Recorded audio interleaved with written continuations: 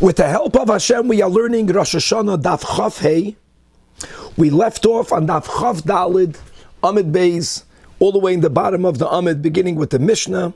In the Mishnah, we're going to learn about specific cases where Rabbi Yeshua argued with Rabban Gamliel, who was the head of the Sanhedrin, about which day should be Rosh Chodesh. In the case of the Mishnah, it was about which day should be Rosh Hashana, which means that they had a machloikes pashat, what day you have to fast on Yom Kippur, and we'll see the greatness of Rabbi Yeshua, that he ultimately was subservient to the psak of Rabban Gamliel, making sure that there isn't a machloikes amongst the Jewish people as to which day is Rosh Chodesh.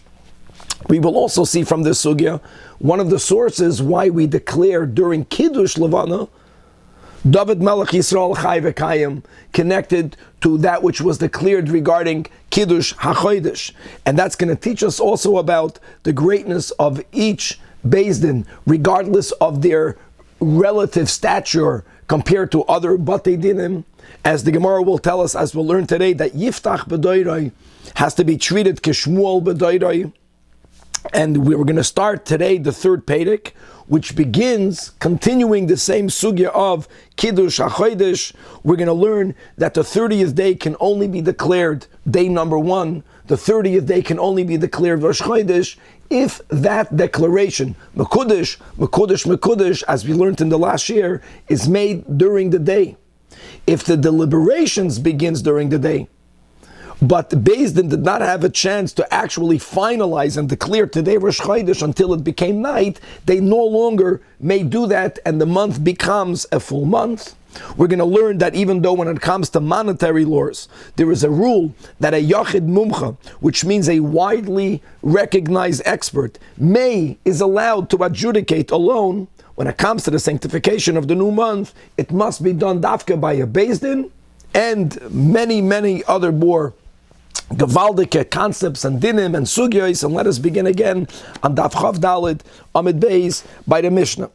Okay, says the Mishnah, said once happened, Shabo Ushnayim, that two witnesses came, V'amru, when they tell the Beis Din that Ro'inuhu Shachris B'Mizrach, there is a huge machloikes Rishonim. How to understand this line? We will learn it. We're learning Gemara here, Mishnah Rashi, but being that we proudly learn Rambam, the Rambam in Kiddush HaChodesh Perek Beis, who quotes this story, learns it also like Rashi, which will make a huge difference as to how other Rishonim learn the Mishnah, as we'll explain in a moment. So Rashi says that they saw the old moon in the morning. And as we already spoke out, that even though when it comes to the new moon, to the new Chodesh, the moon will always be to the east of the sun. When it comes to the second half of the month, and even more so towards the end of the month, then it's going to be the other way around. That the moon is always to the west of the sun. Which means that when it comes to sunrise and moonrise, towards the end of the month, they are also one near the other. They happen one right after the other. It's always moonrise first, that's by the end of the month, and then sunrise, which is why you will see the end of the moon, the end of the month, the little sliver of the old moon, dafka right before sunrise, because the moon just came up.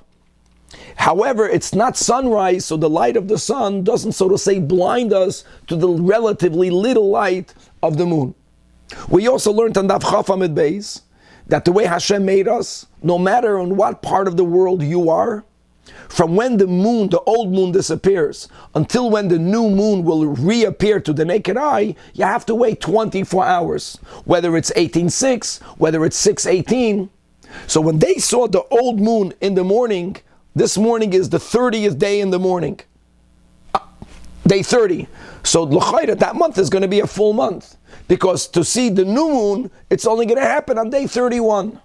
However, Daf Chafei, whether it was the same Eidim, it sounds like it was the same Eidim, but the same will be if other Eidim came, and they say that the new moon was seen Arvis. Arvis means that right before the end of the day, right after sunset, as it is in the new moon, that you see the new moon in the western horizon, mamish, after sunset, they saw the new moon.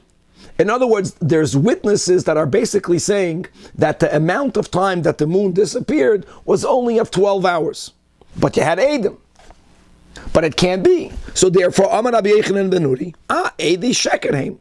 Not Shayach. Again, we learned that on Daf Chaf Amid Beis. That's one of the klalim, the few rules that we have quoted from the series of Braisa that's called Soit HaIbur, is in that sugya we had this rule. However, Rabbi Yochanan ben Nuri was not the head of the Sanhedrin. They went to Yavna. Yavna then was the seat of the Sanhedrin.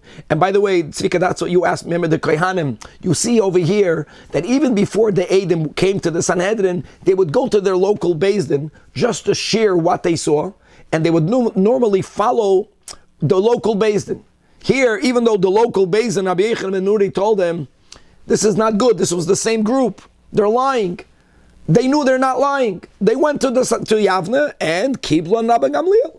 He accepted them. And he made the 30th day into day number 1. He made the previous month into a chodesh chaser, into a deficient month. Now we're going to have to explain how can he do that. We'll get to the Gemara in a moment. Another story, second story in the Mishnah. There was another occasion that Shnayim, 2 witnesses came. And they said, Ra'inuhu bizmanoi, that we saw the new moon. Bizmanoi means on the 30th day. I just want to reiterate that the 30th day can mean 2 things. It can mean they saw it the night going into the 30th day, which is probably the normal case. They see it the night prior. They come to the Beis Din during the following day. They testify, and Beis Din declares that day Rosh Chodesh. Just to know that there is also a possibility that they didn't see it the night going into the 30th, but they see it towards the end of the 30th.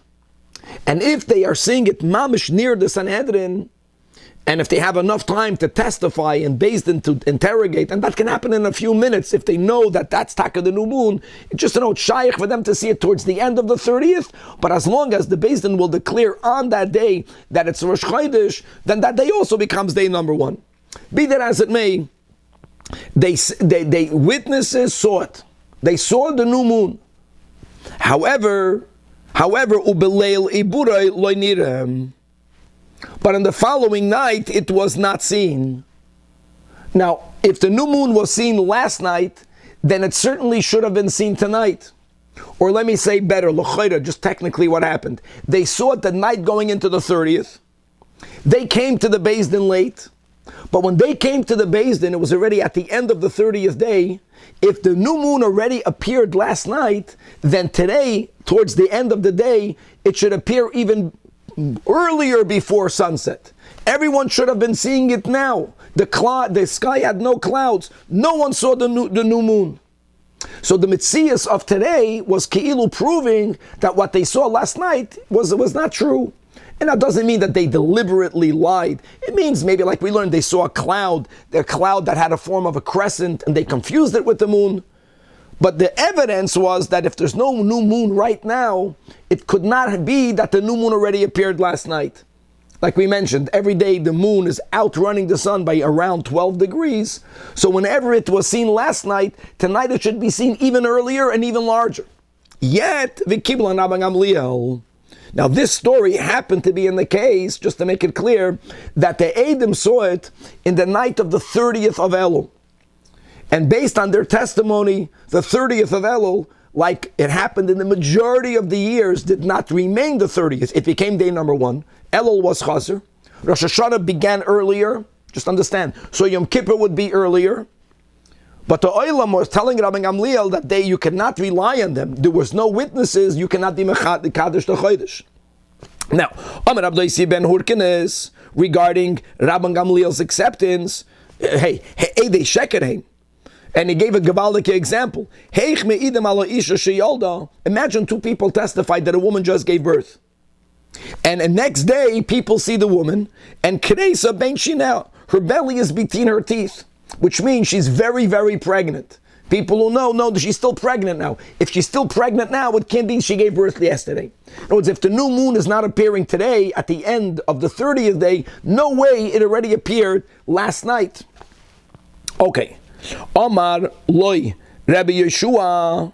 Rabbi Yeshua, who heard the statement of Rab Doisa, tells Rab Doisa, Roya ani es divorecha, that you're right. I'm going to agree with you. Yesterday, the 30th should not become day number 1. The 30th should remain the 30th. Rosh Chodesh, in our case, Rosh Hashana, will begin a day later. I appreciate that means according to Rabbi Yeshua now siding with Rab Doisa, Yom Kippur will also be a day later. Or to word it differently, on the 11th of Tishrei, L'Rabban Gamliel, it was the 10th of Tishrei, L'Rabbi Yeshua. Now, Chevra, for those of us, not that long ago, when we learned Tesugya and Brachas, Daf Chav Zayin, Daf Chav Ches, when there was a machlokes between Rabban Gamliel and Rabbi Yeshua regarding Tefillas Arvis, Rishus or Chayva, that story did not have such a happy ending. And l'chayra, this story is the tikkun of what happened then. So first of all, Rabbi Yeshua argued. Not only that, Shalach loy Rabban Gamliel. When Gamliel heard it's not Abdoisa ben Hurkenes, okay, he had a question in theory. Rabbi Yeshua was different. He felt that Rabbi Yeshua is going to actually establish another day for Rosh Chodesh. So Rabban Gamliel said, Goizrani yoylecha, I'm decreeing on you. Shatavi etzli, that you should come to me. You should come to me b'makelcha, with your walking stick, carrying your walking stick. He didn't need a walking stick. For him it was mamash eitzah. Ubima'oisecha, and carrying your money on Yom Kippur according to you. But Yom Kippur shechaliyah is becheshboinecha, which, like we mentioned, the 11th of Tishrei l'Rabban Gamliel was the 10th of Tishrei l'Rabbi Yeshua. Now he hears such a gezerah, he felt very disturbed. Halach, so Rabbi Yeshua went, umotzoi Rabbi Akiva meitzaloi. We'll see clearly, Rabbi Akiva found Rabbi Yeshua that was very distressed. Amaloi, so says Rabbi Akiva to Rabbi Yeshua, Yeshli lilmoid, I will teach you, Shakol Masha Asa Rabban Gamliel Asoi, even though, Besvara, you're right. I would have agreed with you, but doesn't make a difference.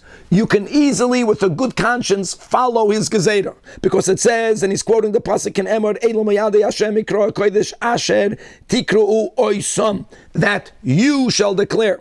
And Chazal teach us, Bein Bezmanam, Bein Shaloi Bezmanam, regardless if they declared it appropriately or not. And Eini, that God says, Eili Moyadas Elo Elo, I will follow Yom Tov the way the Beis Din Shalmata made such a declaration. So therefore, no problem, follow Rabban Gamliel, and you're not going to be violating your Yom Kippur. Not only that, Rabbi Yeshua also went to Rabbi Doisa, who argued with Rabban Gamliel, Amaloi, and Rabbi Doisa tells Rabbi Yeshua, listen, in theory we can debate, but in practice, you have to accept what he says. Because in Bo'un, Anu, Ladun, Achar, Beis Din, Shal Rabban Gamliel, in other words, if we're going to restart reconsidering their decisions, in our case, his decision, then Tzrichen, Amul, Ladun, Achar, Kol Beis Din, O Beis Din. Sh'amad Mi Ma'is Ma'ishav Adachshav. Then we can go back and you can start reconsidering all of the Piskei Dinim of all of the Batei Dinim, and I'll prove it to you that we may not do so. Shenemer, as it says, and we're quoting a pasuk at the end of Mishpatim, Vayal Moshe v'Aharon Nadav v'Avihu v'Shivim l'Ziknei Yisrael. This is the Sinai experience, and the Torah mentions some of them by name. The Torah Dafke does not mention the names of the 70 elders. You know, we're learning now the beginning of the cycle of Chumash. And we have what at the end of Bereshis, at the end of Noach, and then we have again with the children of Rav Yishmael. The Torah mentions names. Why didn't the Torah mention the names of the 70 elders? And the answer is, because if we would know their names, then later we would say that none of our Dayanim are like them. Because we would know their names, we would know who they are, and we would say, okay, they're not as great, we can argue with them. The Torah purposefully obscured their names. Doesn't matter who they were. If they were appointed by Hashgacha Pratis to be from the Shivim Zakenim, we got to follow their ruling. Ella Lilmoit, or Lelamed, more, it's to teach us. Shakol Shloisha v'Shloisha, Sha'amdu Beis Din Al Yisrael. If 3 are a Beis Din, Harei Hu Ke Beis Din Oishel Moshe. In other words, they become the authority. So even though Rabbi Doisa himself argued with Rabban Gamliel, in theory, he told Rabbi Yeshua, listen to Rabban Gamliel. And indeed, again, that's the tikkun of the story. Not al nakloy me'oisav v'yada. I want to say something else, that even in brachas, Rabbi Yeshua also had big derech eretz, if you remember the story. Rabbi Yeshua did not publicly argue with Rabbi Gamliel. Fakert, he thought that to make the peace, did anyone here say that Tefillas Arvis, remember that, was choiva, was reshus? Rabbi Yeshua was silent. Here they argued. Rabbi Yeshua owned his position. But then when it came to the practice, Rabbi Yeshua took his walking stick and he took his money and he went to Yavne to Rabbi Gamliel. It was the 10th Rabbi Gamliel. Theoretically, it was the 10th. Theoretically, the 10th of Rabbi Yeshua, but it was the 11th based on the ruling, right? Because he took in Rosh Chodesh a day earlier, so it was already the 11th. And when Rabbi Gamliel saw, did it only after the advice of Rabbi Dossan? Yes, because Yom Kippur is the biggest thing. Like, wow, he was being told to do these God-fearing. Tanoim, Amad Rab Gamliel, V'noshko Yal Roishay. You know, guys, I want to say something, that this piece is very important, but to be Mechalel Yom Tiv, God forbid, he understood the dilemma. He needed to have here that Al Pidin, even though Rabbi Yeshua knew he's right, but Al Pidin, it doesn't make a difference. They ruled Rosh Chodesh, that's Rosh Chodesh. Amad Rab Gamliel, Unashaka Yal Roshi, and he kissed him on his head. And Amar Loi, and he told Rabbi Yeshua, Boy B'Sholim. And he called him, you are my Rebbe and you are my student. Rebbe B'Chachma, you are my master in wisdom. This is what Rabbi Gamliel told Rabbi Yeshua. But V'Talmidai, but you are behaving like my student, like my disciple. Meaning, Shekibalt es Devarai, because you accepted my decree. Okay, now let's go to the first case of the Mishnah. Again, we're learning the Mishnah the way Rashi learns it, the way that Rambam learns it, that the old moon was seen in the morning. The old moon was seen in the morning. We learned the rule that from the sightings of the old moon until the reappearance and the sightings of the new moon, you got to wait 24 hours. The old moon was seen in the morning. 12 hours later, they saw the new moon. And Rabbi Yechon ben Nuri says that they're liars. Rabban Gamliel accepted them. So Tanya Amar Lohem Rabban Gamliel lechachamim. Right? I'll tell you something. Kach mikoblani mibeis avi abba. This is my Kabbalah. This is what I learned from my teacher, from my father, from his father. This is going back to Hillel. This is going back to Moshe Rabbeinu. This is going back to God. That that sometimes the moon travels a longer route, sometimes it travels a shorter route. Now let me explain. Again, there's so many ways of learning this Gemara. This line is discussed in Rambam Kiddush HaChodesh Perek Yud Zayin. For those of us who even learned a little bit of Kiddush HaChodesh, let me just say Bekitzit, that the moon, even though we keep on repeating that the cycle of the moon is 29, 12, 793. From one moilad, from one conjuncture to the other. That is the average movement. The real truth is that the moon is really affected by 4 different movements, not one like the sun. You have galgalim in the galgal, that the moon is going around. And it's not exact 29, 12, and 793. Sometimes the cycle takes a little bit longer, and sometimes it takes a little bit shorter, even though Rabbi Gamliel himself in a few lines will speak about the 29, 12, 793. How is that shayach over here? So the way we have to learn the Gemara, the way that Rambam understood the Gemara, is that there are 2 things going on at the same time. We have to separate them. Number 1, witnesses said that they saw the old moon. And these witnesses said that they saw the new moon. Before Beis Din heard from the witnesses, they make their own cheshbon. They follow the rules of astronomy, all coming from Moshe Rabbeinu, and they know if the moon could have been seen. In our case, the new moon, if you were to say that it takes for a cycle 29, 12, 793, then at the moments that the Edom said that they saw the moon before Shkia, at that moment, it was not shayach according to them. Rabbi Gamliel didn't only know what we call the Mahalach Emtsoi, which means the average cycle. He knew the Mahalach Hamiti. He knew the precise cycle. Now it's only a very small difference, but in this case, that was all the difference. So Rabbi Gamliel knew that the moon could have been seen. It was by the border, They must have seen it mamish then, not a moment earlier, but it was shaykh for it to be seen. Now the Chachamim argued, this is important, Rabbi Yechon and the Nuri that said Eidei Shekerhem, really Eidei Shekerhem, not because people saw the moon, the old moon in the morning. For that, everyone agrees. And listen to this word, the Rambam spells it out in Perek Beis. When two people come to Beis Din and they testify regarding something that Beis Din never asked, and it's not Negei Allah Halacha, even though people testified regarding it, you can discount it. So no one asked them when they saw the old moon. No one even interrogated them regarding the sightings of the old moon. They offered that information. Now, for someone who doesn't know the cheshbonos, right away you would discount the Eidim. Why would you discount the Eidim? Because if the old moon was seen 12 hours earlier, it takes 24 hours. Rabbi Yechon ben Nuri didn't say those words because the movements of the sun and the moon was a secret. People did not know about it. He did not want to go into it. According to his cheshbon, he knew it's not shaykh. He camouflaged. He says, we can't accept them because they're lying. Because if they say the old moon was seen in the morning, how can they see the new moon in the afternoon? Rabbi Gamliel knew that the cheshbon, he knew the cheshbon perfect. It's shaykh for them to have seen the new moon. It's possible for them to see the new moon. The fact that they testified in the morning that they saw the old moon, no one asked you, you were not interrogated, it's not negei lahalacha. Once Beis Din knows that the new moon could be seen, that's really what was going on. In other words, the whole Eidim is a mitzvah lekadosh al pi ariyah, and they interrogated them. But prior to all that, Beis Din needed to know the emes. Rabbi Gamliel, who was the master of knowing astronomy, he knew it's emes. The moon was visible. And therefore, when two people came, he accepted them. Gewaltig. That's the line over here. Weiter. Omer Rabbi Yechanan. My time of the Beit Rebbe, where do we find the source? From the household of the Nasi. This goes to Rabbi Gamliel, this goes to Hillel, this goes to David HaMelech.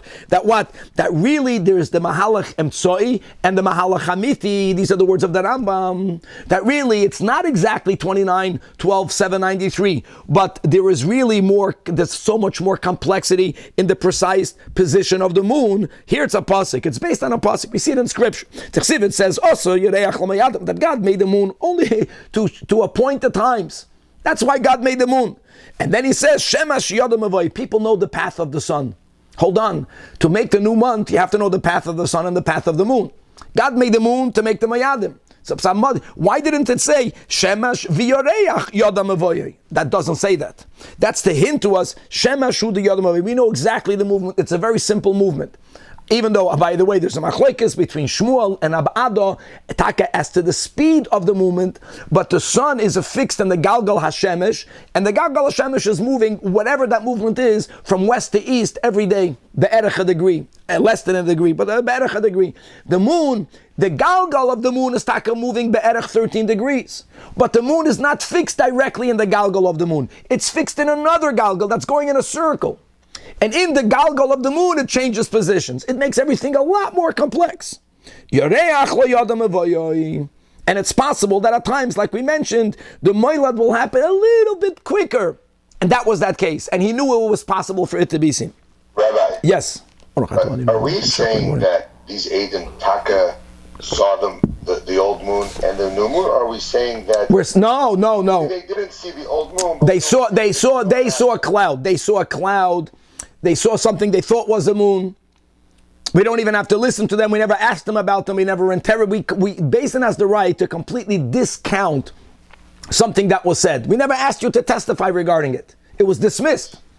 The real we're talking about this inexactness. That's what the Rambam says. The real machlokes that was not in the open was about whether the moon was visible or not. And it had to do with how much time passed since the prior moilad. And according to the average cycle, it was not visible yet. It happened to be during a month and a year, during a certain specific moment, where now the moon traveled a little bit quicker. So the moilad happened when they said it happened. Gavaldik. So learns the Rambam in the Gemara. Let's go weiter. Says the Gemara, Rabchia Chazia L'Sihara. Rabchia saw the moon. And the Hava Koi B'Tzafra the Esrim V'Tisha. In the 29th, guys, the moon never appears 29 days after the prior moilad. He saw it on the 29th, and here again, let's speak about that. It might have been Elul, it might have been a month where they wanted the month to be deficient, If the moon is seen the 29th, the old moon is seen the 29th in the morning, right? So then you cannot make the next day. Then if witnesses were to come that night by saying, if witnesses would have seen that night the new moon, then people would know that they're lying, based again on this rule, that from the old moon to the new moon, you got to wait at least 24 hours. So when he saw the old moon in the morning, Shakal Kolo Pasak Bey, he picked up a cloud of earth and he threw it at the moon, and he tells the moon, "Oh, go hide yourself." We have to make sure that people see you tonight. And you're still visible. Zili Kasi, go hide yourself. Huh. And especially as we learned above, that even for communal needs, fakir, that we don't want Shabbos and Yom Kippur to be back to back. So what happened? Omar le Rebbe le Rab Chia. Rebbe told Rab Chia, in our locale, what appeared to be the old moon was seen to everyone. If we were to establish the Rosh Chodesh, which is Rosh Hashana, a day earlier in this locale, no one will accept it, because it mamish looked like the old moon.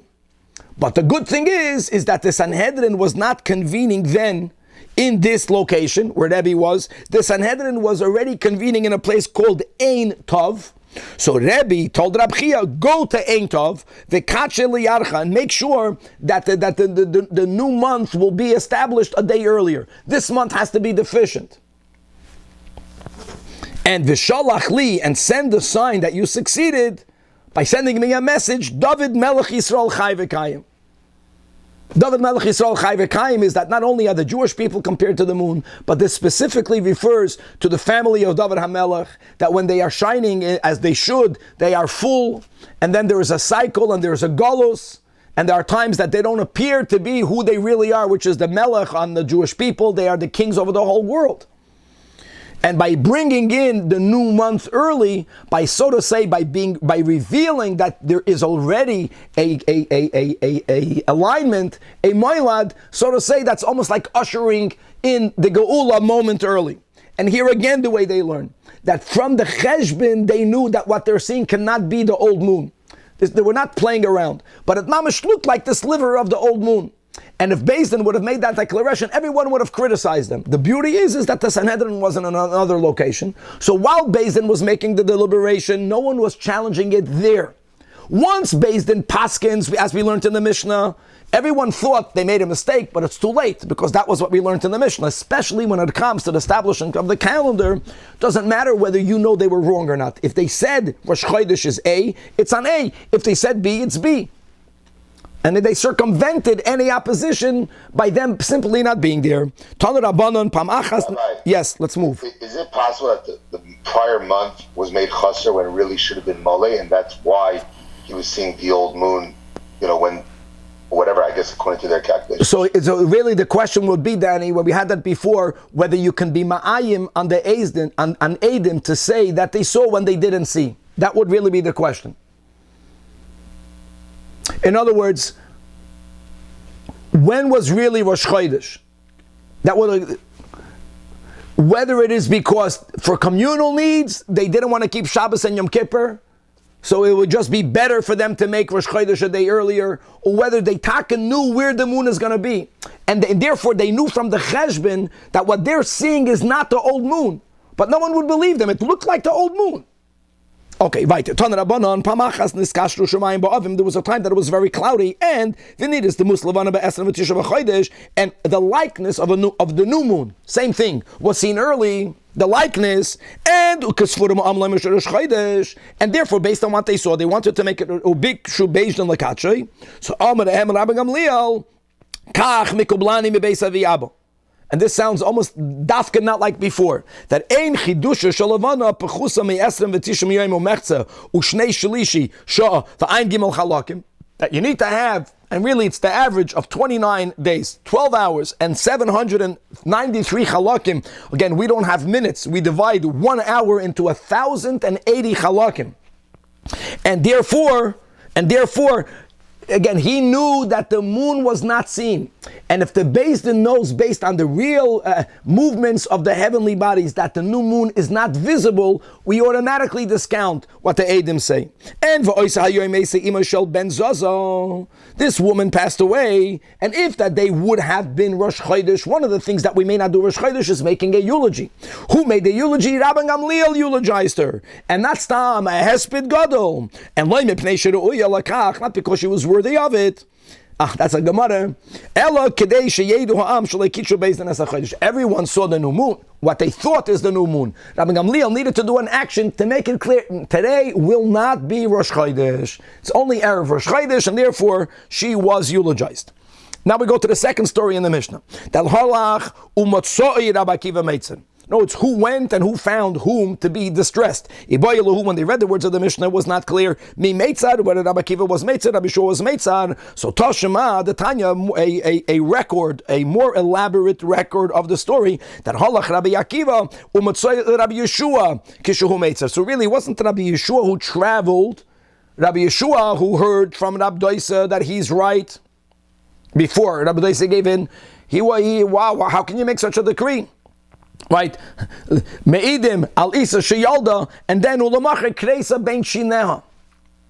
So, and you're telling me to violate what I know to be Yom Kippur? Rabbi Akiva found him, and Amaloi Rebbe Mepnei Ma'ata Meitzar, and Amaloi, to which Rabbi Shua responded that Rabbi Akiva Ra'u Loi Sheyipol Amital Yud Beis Chodesh. I would rather have a decree for me, God forbid, to be so sick that I would be bedridden for 12 months.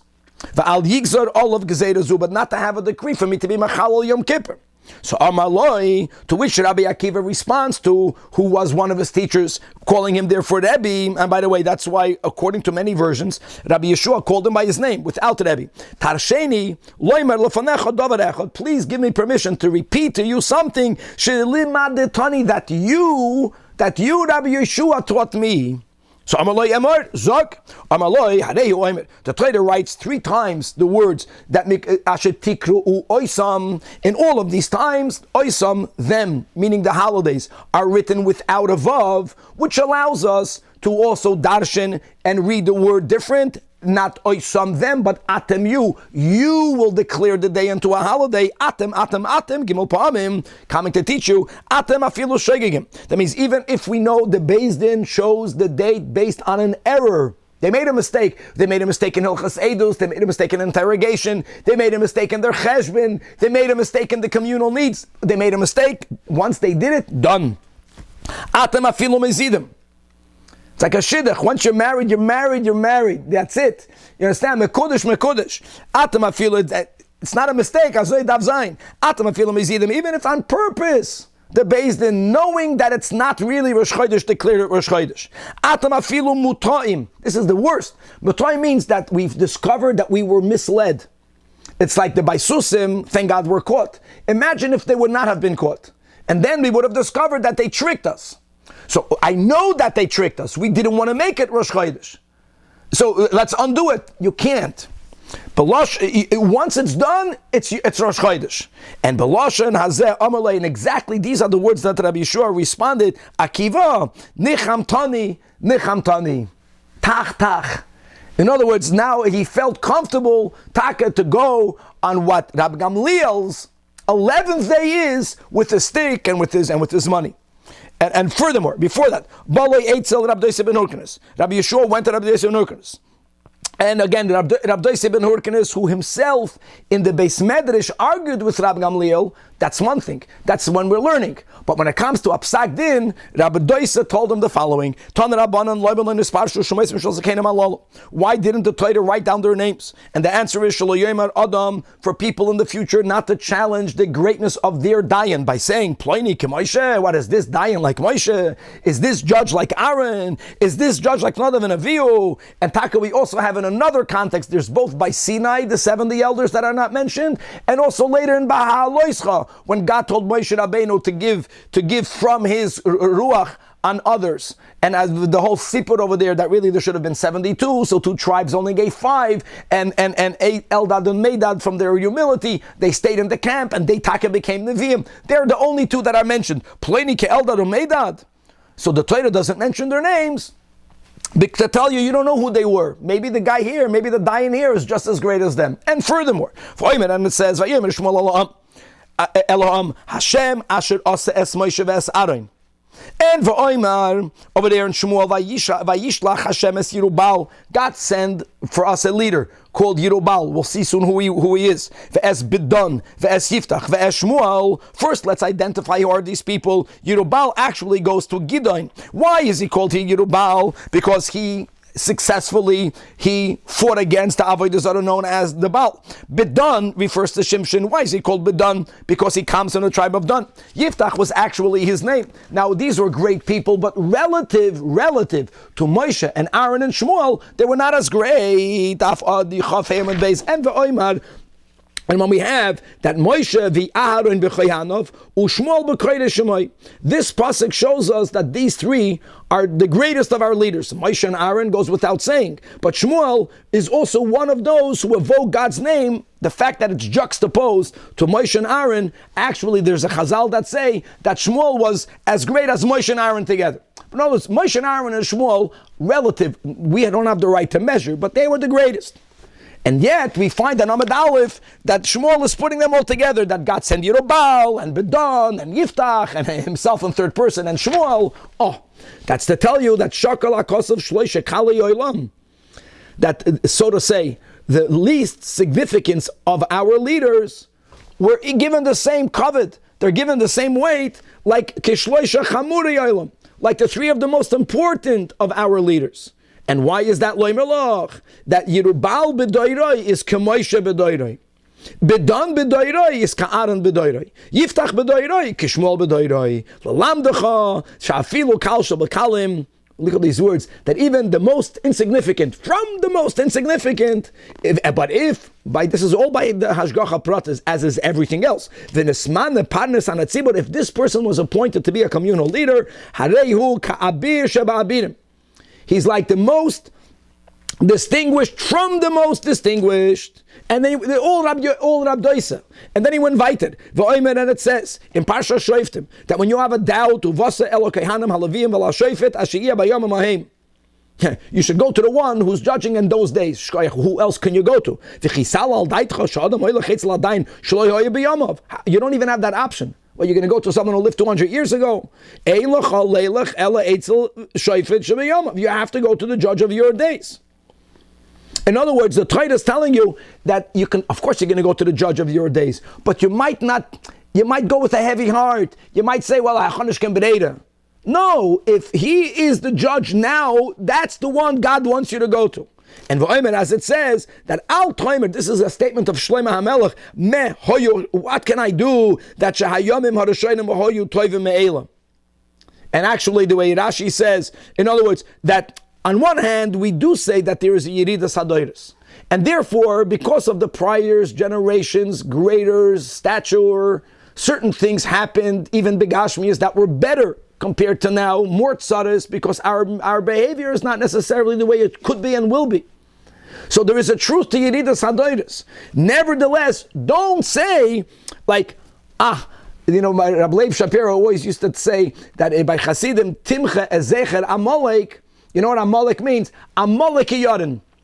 Timche, uproot this Amol. It used to be, remember, you begin reminiscing, and the way God made most healthy people is that the past is always very beautiful, that we forget the not good, and we have this image that used to be much greater, and no, there's a way of looking at life. It's the way things are the way they should be. We have to get better, but the generation is b'diyuk the way it should be. And all of that is just to tell you that even though Rabbi Yeshua felt that he was, so to say, greater than Rabbi Gamliel, and his psak din was the correct one, Rabbi Doisa ben Hurker says, even if you're right, you're wrong. If Rabbi Gamliel, since he was appointed to be the Rabban means he was the head of the Sanhedrin, then his ruling is binding. And what happened? Natal Makloy Mo'isav B'yadai, he took any type of chilul Yom Kippur, theoretically he made.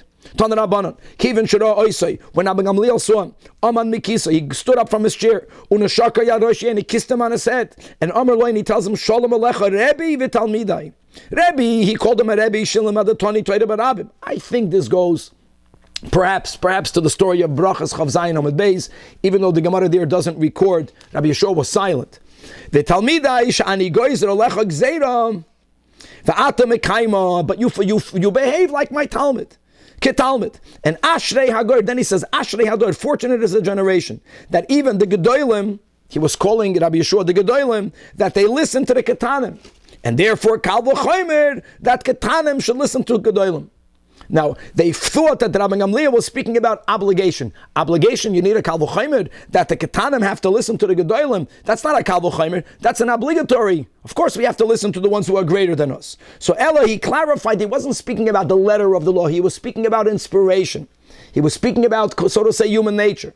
That if a person will hesitate to listen to a psak of a gadol, he would be so inspired from Rabbi Yeshua, he'll say to himself that mitoich shehagedolim nishlayim liktanim, right? So nishmayim liktanim, mitoich shehagedolim nishmayim liktanim. So noisin ketanim kalvochaymer biyatzman, they on their own, they'll be inspired, so to say, to submit themselves to the authority and to the Piskei Dinim of the leaders of their times. And with that we say, Hadron Allah im Ein Makirin, and God willing, we are now starting, we're going to come back to the Perek Sheni, and with Be'ezras Hashem, we are starting now the third chapter. Now the third chapter has a very important switch over. I mean, we are learning the heart, the little pasha that we have from Soid HaIbud is here, Be'ikid and Rosh Hashana, of course, Divrei Torah is everywhere, but we're going to have now the first Mishnah. Rabbeinu HaKadosh Dafke did not keep in the second chapter. The new Mishnah will continue with the same theme, but as we'll see, whether we'll get there today, whether we'll get there in the next year, on Daf Chavav, further, it mamish changes topic. We're going to stop learning about the whole Kiddush HaChodesh ceremony and procedure and cheshbon, and we're going to go mamish to Rosh Hashana, to the laws of a shofar. But let's begin now. Again, the new Perek is continuing with the same topic of until now. That even though there was a mitzvah on the Beis Din to know the cheshbon, that was kept amongst a very elite group, and then there was this whole concept that Eidim have to come and see the moon, and they have to testify, and we had what we interrogated them, how we interrogated them, and then there was the declaration that was necessary. So says the Mishnah, Ra'u Beis Din and V'chol Yisrael. Imagine, not only the Beis Din they saw the new moon, everyone in Yerushalayim saw the new moon. So it's a given. They saw it the night going into the 30th. Everyone knew tomorrow the Beis Din opens up, Eidim will come there, and you know what, the irony of human nature, when something is such a given, you can delay it. They delayed it. By the time they began to deliberate, it was already very late in the afternoon. And when Nechkeru Eidim, by the time that they began to do what we learned in the last Perek, asking one Eidim questions, the other Eidim questions, they did not have sufficient time to make the final proclamation. The Av Beis Din said, Mekudesh, the Rosh Beis Din, the Mishnah calls him. Everyone else answered, Mekudesh, it didn't happen. It was already Chashecha. Now, whatever, Chashecha can mean Shkiach, Chashecha can mean Seis, it can mean a Hasidish Seis. Whenever the cutoff point is, it was already the cutoff point. Now, all the deliberation happened before. Says the Mishnah, too late. Everyone knows that the day 30 wasn't day 30. Everyone saw the new moon. I don't care. Beis Din is the one that establishes the Rosh Chodesh. Harei ze me'uber. Case number 2. Halacha number 2. Ra'u Beis Din bulvad. Here you have like this. You have the Sanhedrin, not 3, many, 20 of them. They were the only ones that saw the new moon. Only people that are sitting as judges saw the new moon. So what the Mishnah is telling you, and as the Gemara will unpackage this, let me just say something very important. Lishitas Rashi. If they would have seen the new moon at the end of day 30, I mean during the day, if they saw the new moon, then you don't have to have witnesses testifying in front of a Beis Din. They saw it, they can declare Mekudesh based on what they're saying right now. Lishitas Rashi. What happened here is that they saw the new moon last night, the night going into the 30th. At night, you cannot adjudicate cases. So Beis Din was closed. So now you have to go and you have to have this Mekudesh later. Later, you have to have people testifying. But the only Eidim are members of the Sanhedrin. So the Mishnah says, doesn't matter. Yamdu Shnaim, two of the people should get off normally they sit on the side of the judges. Don't act as a judge. You stand in front of whoever else is there. You need to have at least three, but there were three or more, and go through the same thing. And but what happens if from the ganze Sanhedrin and all the Jewish people, only three judges saw it? If two of the three are going to act as witnesses, which they must, then now there's only one judge. Now you can say, what are you talking about? The Sanhedrin has 70 judges. Okay, so we went on Golus and the Romans were persecuting us, and there were times that the group of the Beis Din that were designated to declare Rosh Chodesh, there were only three. If two of them are needed to be Eidim, so then you have to elevate two other people and sit them on the side of this one judge. Ra'u, only Shloshim, and they're the only Beis Din, you got to bring in new people. Yamdu Hashnayim, two of the three that saw it will have to testify. You have to have them testifying. Now you only have one judge, so the Yoshivu Mechavereim Eitzel Hayachid, at least two others, which normally are not members of the Beis Din that declares Rosh Chodesh, they now become judges of that court. So now you have three. Only one of them is proficient in the rules of interrogation, so be it. They all knew the halachas theoretically, but one has experience. Pseider. He's not alone. There's two other people with him. The Yo'idu Bifneim, and now the two witnesses will testify in front of this new made Beis Din. And again, V'yoimru, and which is the Iker, and the declaration, Mekudesh can happen. What was wrong with one judge? She'ein hayachid nemon al yidei atzmai, a individual judge cannot proclaim the sanctification of the month while he's sitting alone. He has to be sitting with two other dayanim. Now the Gemara, let's see how far we can get. We'll unpackage the Mishnah, focusing first on the first case. First case, the Mishnah was trying to convey that what makes Rosh Chodesh is the declaration Mekudesh and Mekudesh. Certainly the declaration Mekudesh from the Rosh Beis Din. Why was it negea to know that all of the Jewish people saw the moon? I mean, the Mishnah is telling you that, that even though they knew it, the Beis Din knew it, they saw it themselves. If they didn't do it, then you can't make that day Rosh Chodesh. So, the question is on the words V'chol Yisrael. So the Gemara says, no, there is a novelty. It's needed. You would have thought, everyone saw the new moon last night. Everyone knows that today should be from the new month. So therefore, if Farsim Allah, the appearance is so mefursim, it's so well known, then they cannot afford to say today is Chodesh Me'ubar, because people will know that it's Nisht Emes. Today cannot remain day 30. Kumash Malan, that they do that. And that's Mamash Behemshech to what we learned today in the last Pedic, in the beginning of today's Daf. Everyone also knew that what makes Rosh Chodesh is the declaration of the Beis Din. They should have declared, they could have declared, true, but they didn't. Now the Gemara is going further. Let's understand how every case in the Mishnah is adding a psachidish. The Kiven, the Tana later Ubeis and V'chol Yisrael. Why does the Mishnah even have to write Nechkeru ha'edim lamali?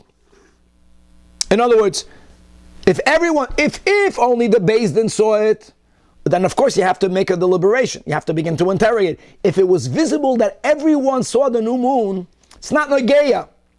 The Chiddush is that even though they all saw it, they didn't declare it, it's not Rosh Chodesh. So the Gemara says it must be two cases. Even if all of the Sanhedrin saw it, if they didn't declare it, it's not.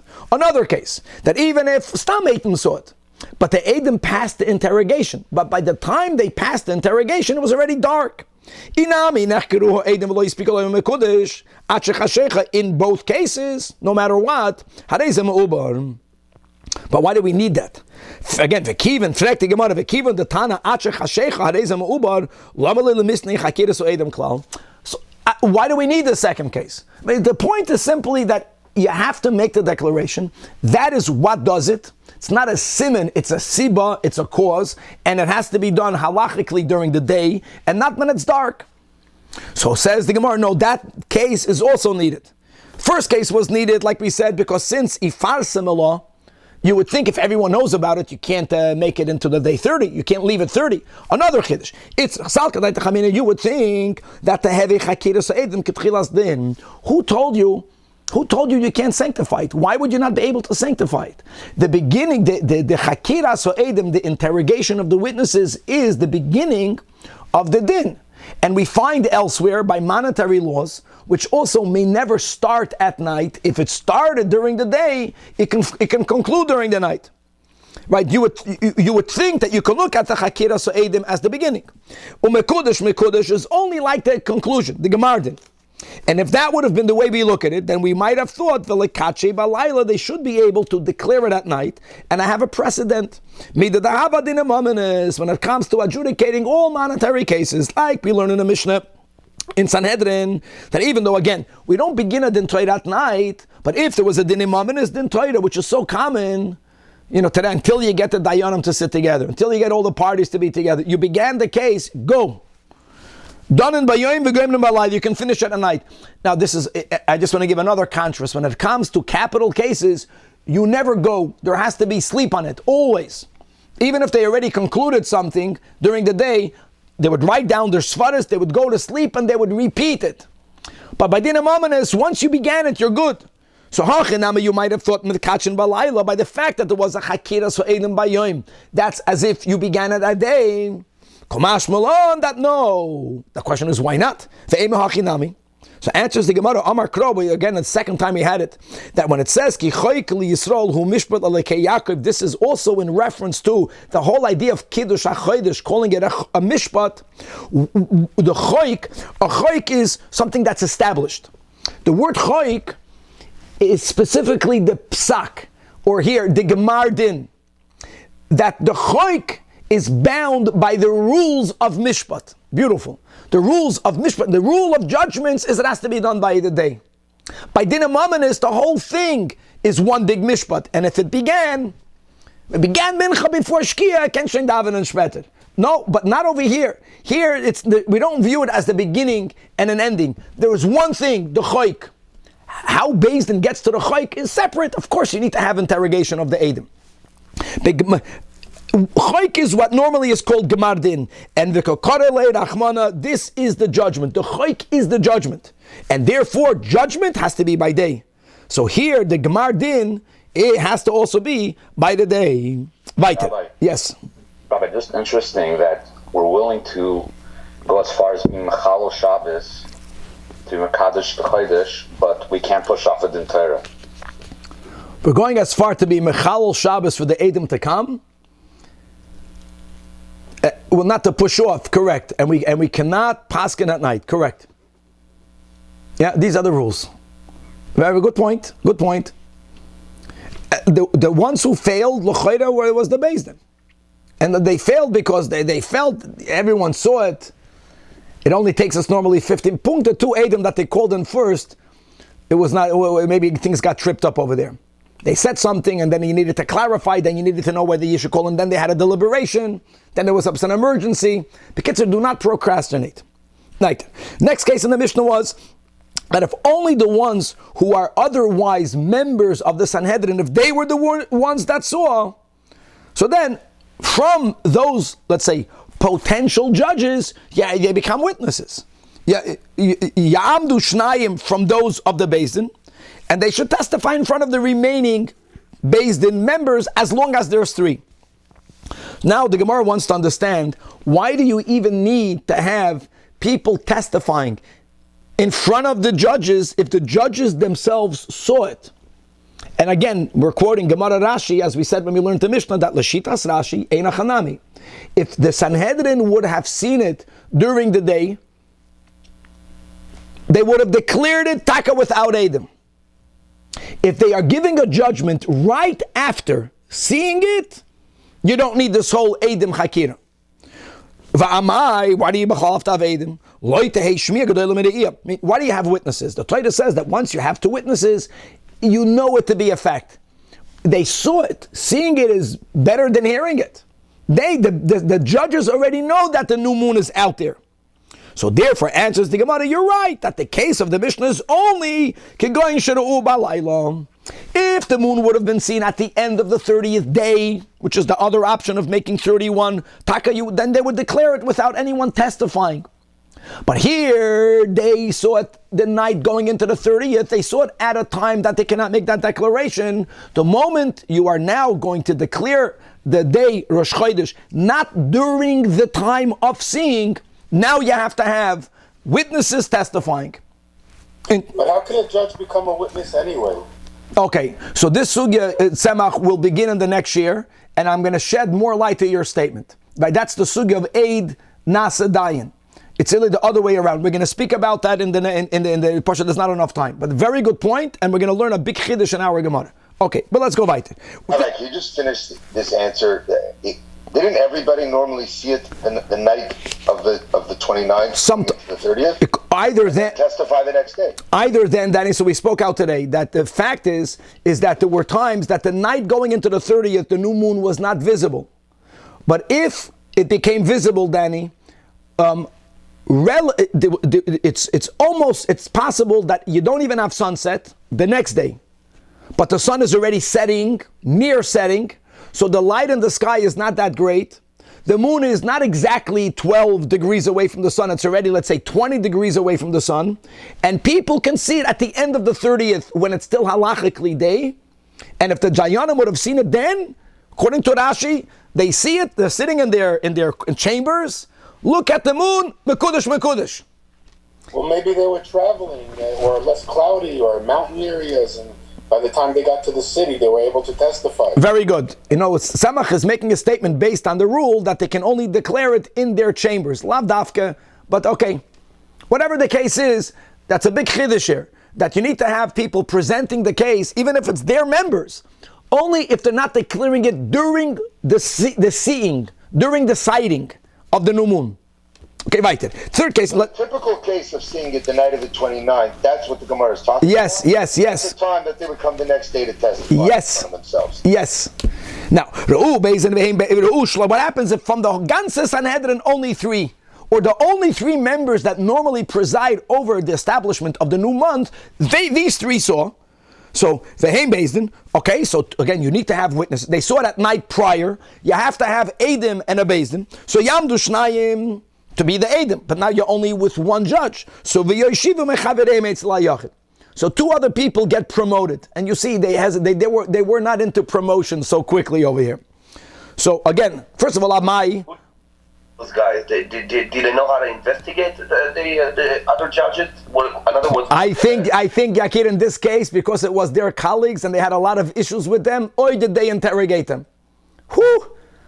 Even though the judge himself saw, it was Freilach. But again, the same question: why do you have to have people testifying? They saw it, let them declare it.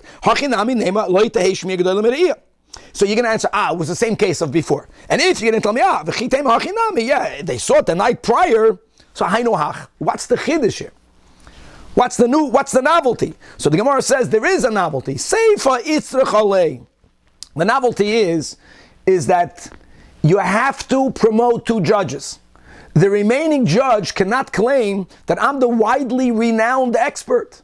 And we have in other types of adjudications, monetary dinei Torah, where a yachid mumcha is qualified. Here, he's never qualified. The greatest expert, you have to have three, at least three. You would think, as we had a braisa in Sanhedrin, that even though the rule is dinim amanis mishleisha, it's ideal. And Pirkei Avos is altei don yechidi. But there's still a rule that if you are the mumcha lirabim, that means that you are a widely recognized expert. Many dayanim think that they're the mumcha lirabim, so dana filo b'yachid. So hachinami nekachebi yichidi. That's the chiddush. Kumash will never. Ema hachinami. Why don't we indeed say so? So the Gemara answers. And this is the rule, my friends. You never have a beis din shakel. That's a rule. You never have a beis din of two. You never have a beis din of an even number. We had this in the beginning of Sanhedrin. Because you have to follow the majority, and you want to make it in a way where even though it's always shaykh for one giant to say, I don't know, and he's removed, and you replace him. You got to side. Is it this or is it that? And then you add up tally the votes. You make a million.